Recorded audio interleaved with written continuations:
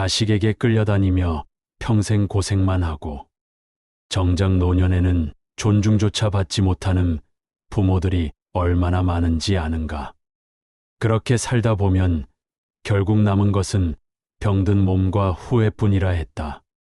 오늘 나눌 이야기를 놓치면 당신 역시 자식에게 기대며 상처받고 스스로의 삶을 지킬 기회를 잃을 수도 있다. 이 영상을 단 10분만 시청하라.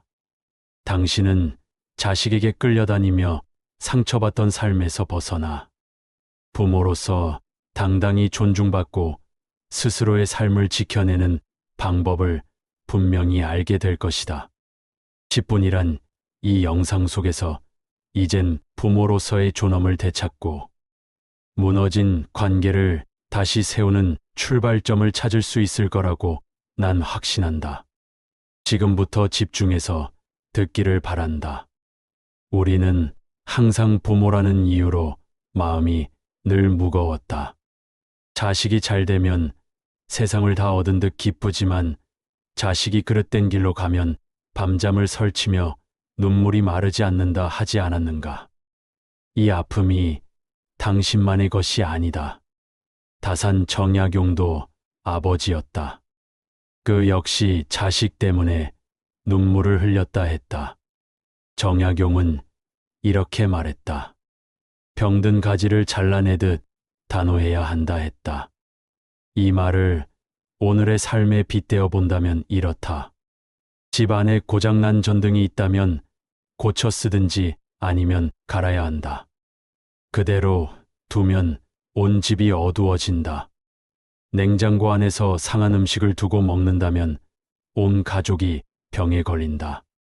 자식의 잘못된 길도 마찬가지다. 방치하면 그 어둠과 독이 온 가족을 무너뜨린다 하지 않았는가. 부모는 자식을 살리려 새벽부터 일어나 장에 나가 돈을 벌고 자기 입에 들어갈 밥까지 덜어내며 키운다. 그러나 자식이 그 희생을 당연하게 여기고 성인이 되어도 스스로 벌 생각 없이 부모의 지갑만 바라본다면 그것은 사랑이 아니다. 그것은 부모의 인생을 갉아먹는 짐이 된다 하지 않았는가. 정약용은 유배지에서도 자식에게 편지를 보냈다. 그 편지에는 따뜻한 말뿐 아니라 매서운 꾸짖음도 담겨 있었다 했다. 그릇된 길로 가는 자식은 단호히 멈추게 하고 게으른 자식은 일어나라 가르쳤다. 그것이 진짜 부모의 사랑이었고 자식을 바로 세우는 길이었다. 오늘날 부모들은 어떠한가? 나이 30, 40이 넘어도 일할 줄 모르고 부모의 연금에 얹혀 살며 집 안에서 놀면서도 용돈만 요구하는 자식이 있지 않은가? 그런 자식은 효도를 받을 자격이 없다 하지 않았는가? 정약용은 말했다. 부모를 공경하지 않는 자는 사람이 아니다 했다. 피를 나눴다 하여 무조건 자식이라 부를 수 있겠는가? 도리를 모른다면 남보다 못한 것이다. 차갑게 들리더라도 부모 자신을 살리기 위한 지혜라 하지 않았는가? 부모는 자식의 울타리였고 자식은 부모의 희망이었다. 그러나 세월이 흐르자 부모가 울타리라 믿었던 것이 오히려 무너지는 담장이 된 경우가 많았다. 자식의 잘못된 길을 바로잡지 못하면 결국 부모의 노년이 무너진다 했다. 정약용은 이렇게 말했다. 부모도 물러설 때를 알아야 한다 했다. 이 말은 차갑게 들리지만 실은 부모 자신을 지키라는 따뜻한 가르침이었다. 실제로 많은 부모가 자식의 빚을 대신 갚아주며 늙어갔다. 퇴직금은 이미 바람처럼 흩어지고 노년에 마셔야 할 약값조차 빠듯해졌다. 그러면서도 부모는 말했다. 그래도 내 자식이니까. 그러나 그것은 사랑이 아니었다. 자신을 해치는 집착이었다. 형제들이 유산을 두고 다투는 모습을 본 적이 있는가? 부모가 살아있을 때는 안부 한마디 없다가 유산 이야기가 나오자 얼굴빛이 달라지는 자식들이 있었다. 그 순간 부모의 마음은 깊이 찢어졌다. 정약용은 말했다. 욕심은 집안을 무너뜨리는 불씨였다. 자식의 욕심을 제어하지 못하면 부모의 평생이 허무하게 흩어지는 것이다. 부모가 스스로를 지키지 못하면 자식도 부모를 존경하지 않는다 했다. 부모가 당당히 서 있을 때 자식은 그 기계를 보고 본받는다 했다. 그러나 부모가 자식의 눈치를 보고 자식의 요구에 끌려다니면 자식은 결국 부모를 무시하게 된다 했다. 그러므로 부모는 용기를 가져야 했다. 더 이상은 안 된다고 말할 용기, 이제는 그만이라고 선언할 용기였다. 자식이라도 잘못된 길을 간다면 때로는 등을 돌려야 했다. 그것이 부모로서의 진짜 사랑이었고 가정을 지키는 길이었다. 부모는 늘 자식을 곁에 두고 싶어 했다. 그러나 정약용은 말했다. 가까움이 독이 될 때가 있다 했다. 자식이 성인이 되었음에도 부모가 모든 일에 간섭하면 결국 서로의 숨통을 맞게 된다 했다. 한 어머니는 매일같이 아들에게 전화를 걸었다. 밥은 먹었니? 잠은 잘 잤니? 회사 일은 괜찮니? 처음엔 관심이었지만 시간이 흐르자 아들은 짜증을 냈다. 그때 어머니는 알았다. 사랑이 지나치면 짐이 된다는 것을.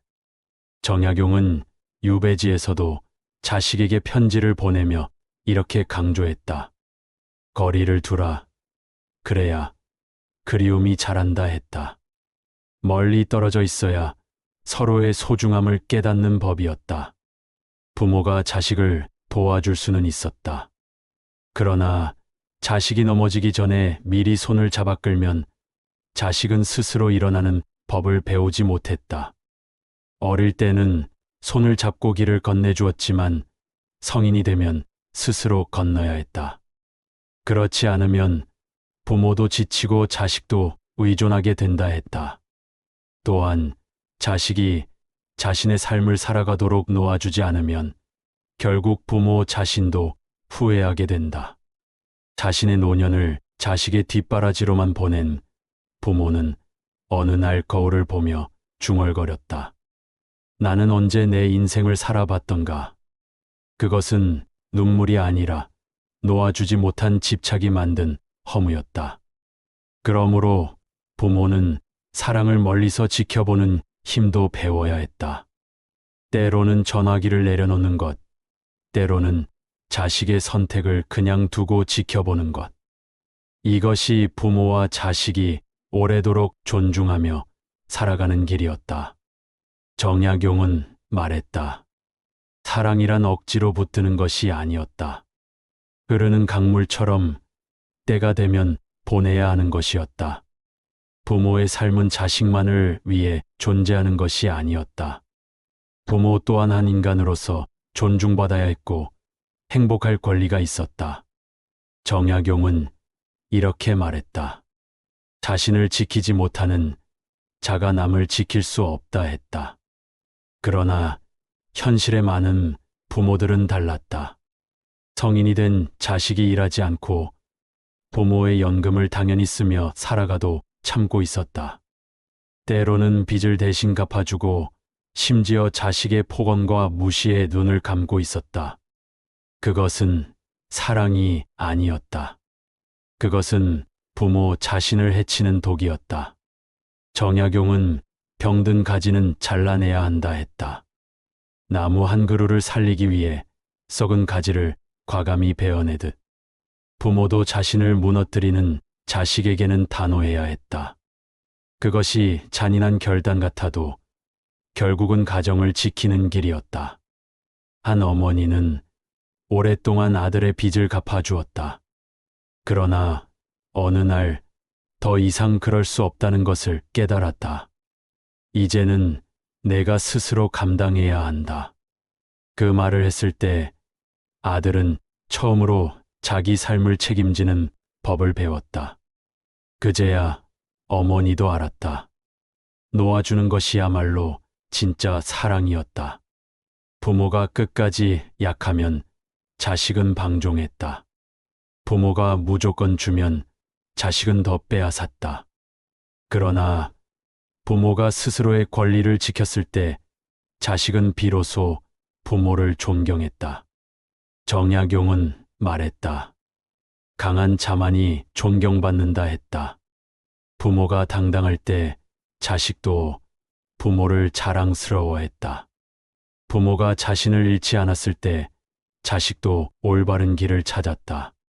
이 이야기를 듣고 조금은 깨달았기를 바라며 물어본다.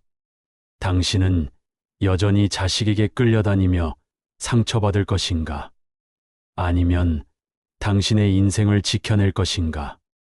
정약용의 지혜는 분명히 가르쳤다.